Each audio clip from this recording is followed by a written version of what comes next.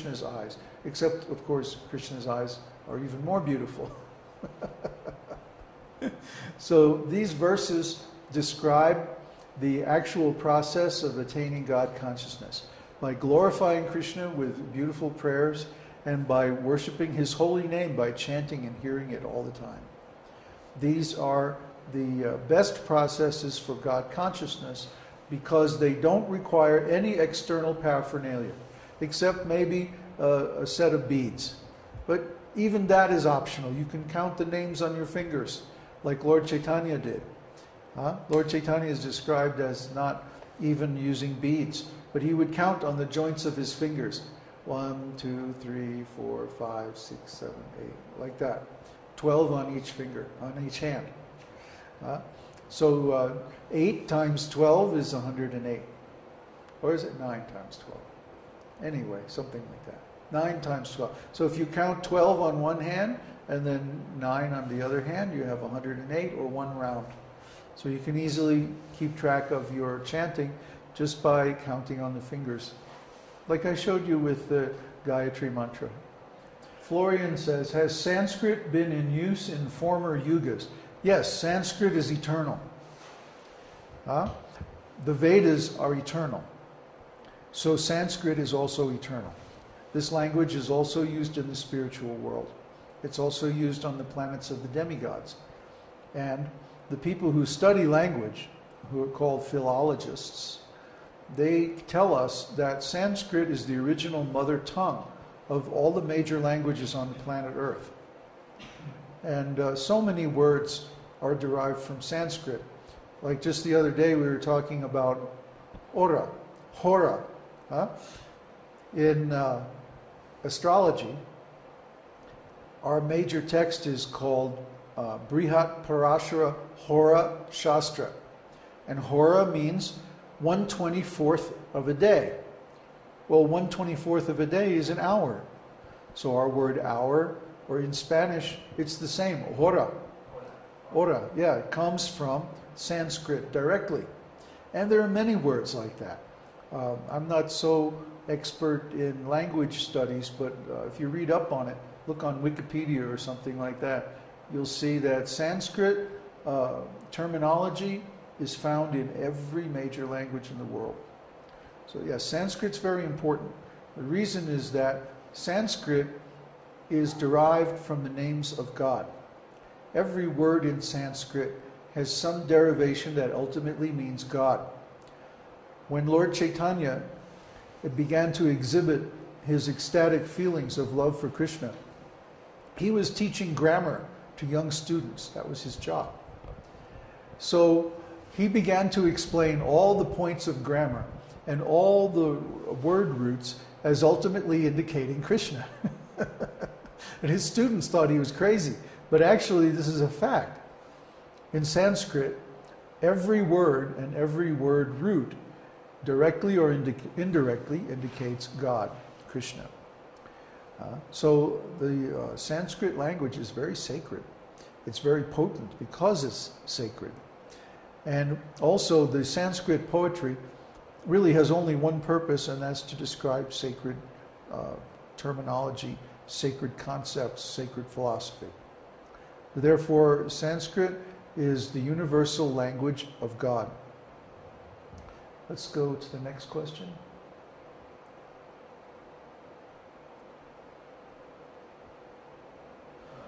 What is the importance of counting the chanting?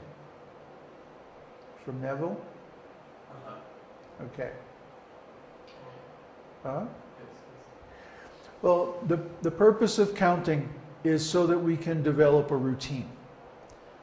Routine is very important as far as increasing our productivity and remaining steady. We all know people who have no routine. They do whatever they feel like whenever they feel like it.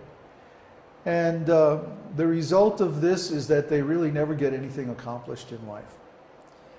We saw Srila Prabhupada.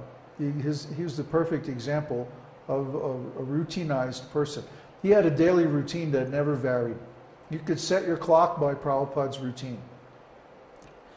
Amazingly enough, he would fly all over the world.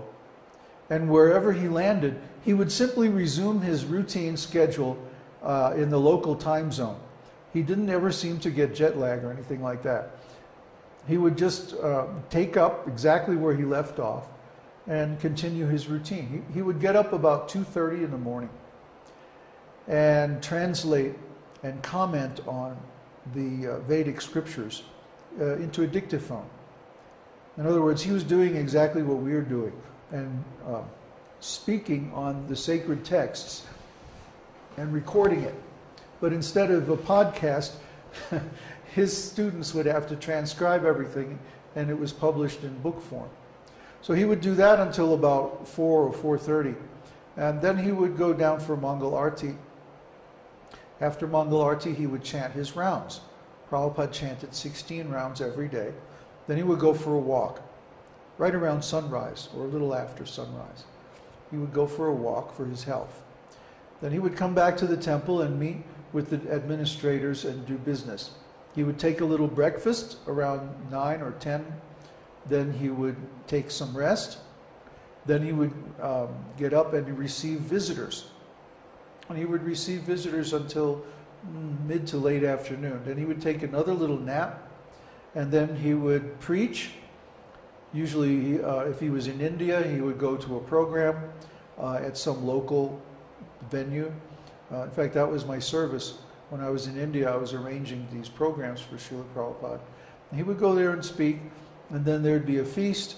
He would come back to the temple, receive visitors in his room until about 10 o'clock at night, and then he would take rest. So Prabhupada slept no more than about 3.5 or 4 hours a day. And he maintained this incredible pace from the time we knew him. He was 72 years old until he left his body at 84. So Prabhupada did this. We asked him, how did you do it? Because nobody could keep up with him. He would burn out personal secretaries and servants at a very high rate because he was so energetic, nobody could keep up with him. How did he do it? We asked him, and he said, by regulation. In other words, by routine, by doing the same thing every day at the same time, just like the sun. And if you do this, you will find, like every morning I get up and I get on the internet and I preach. I answer my messages, or I do a podcast, or I create some new page on my website or something like that every day. And I've been doing this now for, 3 or 4 years. Get up in the morning and do that first thing. The first thing I do is something to benefit all my students and serve Lord Krishna. And as you can see, the website has grown and has become like an enormous ocean. Even I don't know everything that's on the website. So how did I accomplish this in just a few years? By regulation, by routine, by doing it every day. Similarly, if you chant your rounds every day at the same time and chant a regulated number of rounds, then over time you will build up a lot of strength in chanting the holy name. Next question.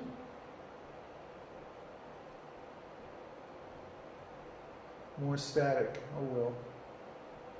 Wait, no, that was previous. Oh. Can studying Sanskrit also be regarded as... It's not going to be... Oh, can studying Sanskrit also be regarded as devotional service? What is that? Scranskrit? Scranskrit? Studying Sanskrit happens automatically when we study the scriptures. The way Prabhupada taught how to study the scriptures is that we chant the verse, and then we chant the synonyms of the verse in our language, whatever it might be.